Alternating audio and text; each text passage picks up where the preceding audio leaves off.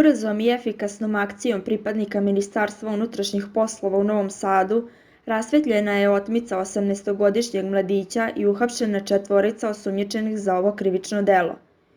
Jutros oko 3 časa i 30 minuta otmicu je prijavio policiji otac otetog mladića iz Sremske Kamenice, kome su otmičari tražili 200.000 evra kako bi mu vratili sina.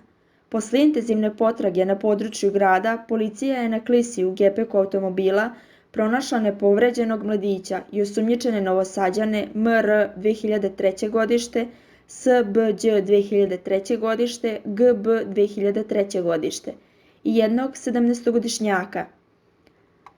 Određeno je zadržavanje do 48 sati i bit će privedeni uz krivičnu prijavu Višem javnom tužiocu u Novom Sadu.